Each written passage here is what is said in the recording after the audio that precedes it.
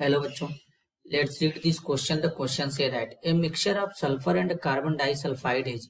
इसके रिगार्डिंग यहाँ पर चार ऑप्शन गिवन है, इन चारों में से करेक्ट को आइडेंटिफाई करना है। तो सबसे पहले समझेंगे की कॉन्सेप्ट। की कॉन्सेप्ट होगा टिंडल इफेक्ट। तो सबसे पहले समझेंगे टिंडल इफेक्ट होता क्या है। टिंडल इफेक्ट होता क्या है, तो बेसिकली अगर हम टिंडल इफेक्ट की बात करें बच्चों, तो क्या होता है, the scattering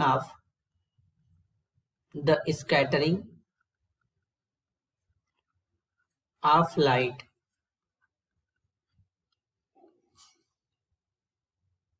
the scattering of, बच्चों यहां पर विजिबल लाइट रहेगा, visible light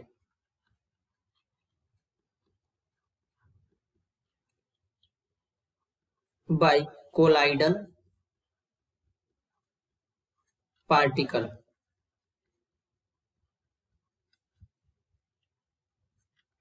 is called the Tyndall effect.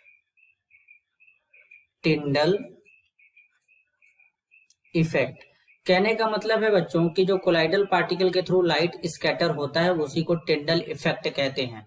मतलब अगर हम कोलाइडल पार्टिकल में से लाइट को पास करेंगे तो कोलाइडल पार्टिकल बच्चों, वहां पे कोलाइडल पार्टिकल जो होते हैं वो ब्राइटनेस करते हैं बच्चों, चमकते हैं।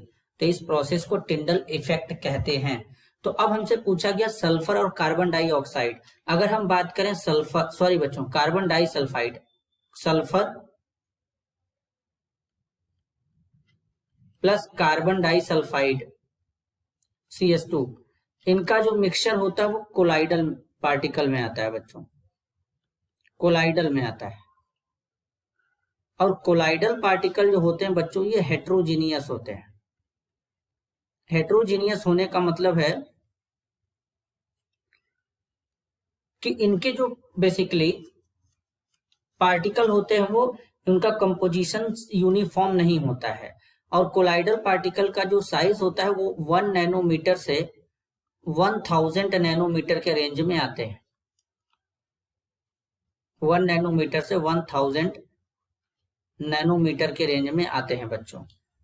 तो अब यहाँ पर जो सल्फर और कार्बन डाइसल्फाइड का मिक्सचर होता है ये कोलाइडल होता है, हेट्रोजीनियस होता है, मतलब ये टिंडल इफेक्ट शो करेगा।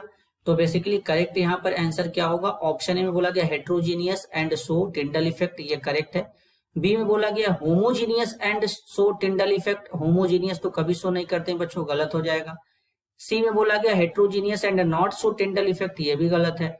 डी में बोला गया homogeneous and does not show Tyndall effect, ये भी गलत है। करेक्ट आंसर होगा option A. This is your answer. I hope you understood it well. All the best.